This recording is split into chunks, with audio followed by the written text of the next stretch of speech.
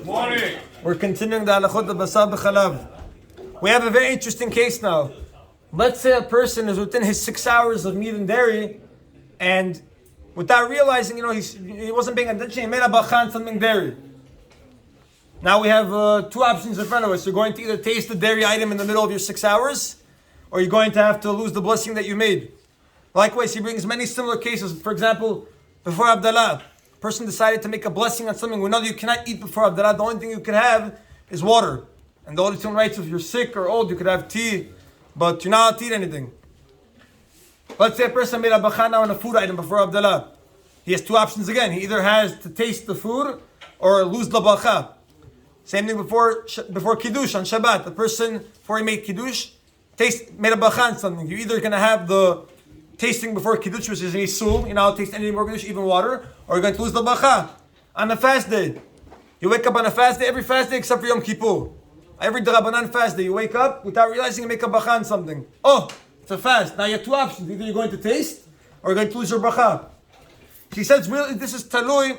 We have a machloket in the Rishonim. What happens when a person makes a blessing in vain? What exactly is he violating? The Rambam and Maran hold that he's violating the commandment of Lo Tisas Shem Hashav. When you make a bacha in vain, automatically you violate the sin d'oraita of saying Hashem's name in vain. Tosfot argues, I believe Tosfot says, that it's only a isur d'oraita when you just say Hashem's name. But if you say a bacha derech shebach, it would become an isur d'Rabbanan. So it's really talui in this machloket. According to the Sfaradim that we hold, like the Shulchan Aruch, that making a bacha levatala is isur d'oraita, now you can answer all of your questions. When you made a bacha on the dairy item within the 6 hours, what isur at most are you going to be doing? At most, you're going to be violating isur d'Rabbanan to the most stringent opinion. We brought opinions last time, Tosfot that holds you could eat dairy right away. At most, you're going to be violating a very far d'Rabbanan. Therefore, what does he say to do? Taste a little bit, and don't lose your bacha levatala. And in the same all the other cases we said, every case I gave you was d'Rabbanan. Tisha B'Av d'Rabbanan, Havdalah d'Rabbanan, Kiddush d'Rabbanan. It's all not the sin is not d'Rabbanan, it's the timing. The food itself is mutar. The food itself, if you look at every food that you ate, it was mutar. It was the timing that prohibited you from eating it. Therefore, he says what you do is you taste a little bit of the item, and you don't lose your bracha. Now he says, let's say even a stricter case. For example, a person took a piece of meat, made a bacha, and you realize it's not kasher. Now you have again two options in front of you. You have an isur of eating basar is not kasher, or bacha levatala, or Yom Kippur. Yom Kippurim, a person woke up and didn't realize it's Yom Kippur. And Yom Kippur, you don't get karet until you have a certain measurement, but everything is asumah from the Torah. Chatzi shiur, it's called. A person woke up in the morning on Yom Kippur, took something, made a bacha, and before he tasted it, he realized today's Yom Kippurim. What does he do? In these two cases, he says, a person would have to say Baruch Shem Kevod Malchuto Olam V'ed and not taste the item, because now we're dealing with deoraitas. He even says, by the way, even on a lower level, for example, Bishlei Goyim, which we know Bishlei Goyim is the Rabbanan. You're not allowed to have a goy cook for you food.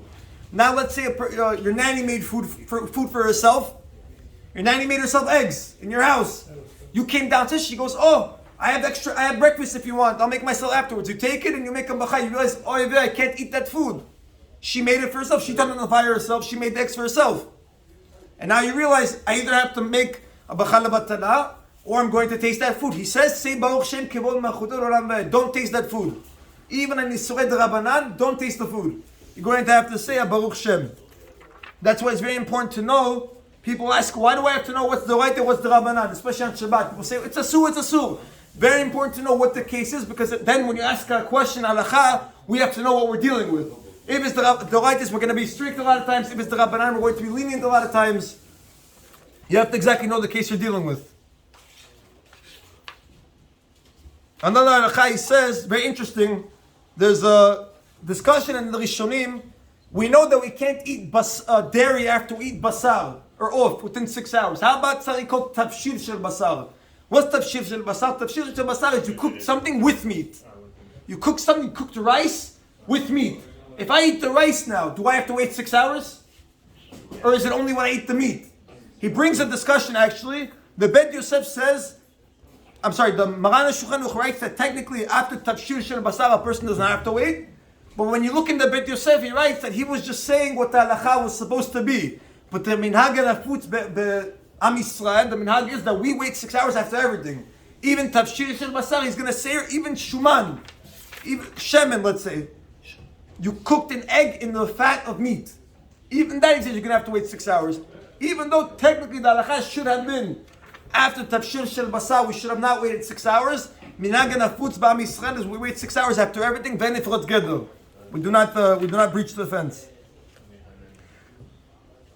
Last halakha we'll do, very interesting halakha. It's called, in halakha, very important to know, it's called noten tam bal noten tam. What does that mean? We know that the Torah says when you cook pig in a pot, what happens? The pot swallows the taste of the pig. That pot within 24 hours is noten tam. It gives flavor over to that food. That would be nisul d'oraita to eat.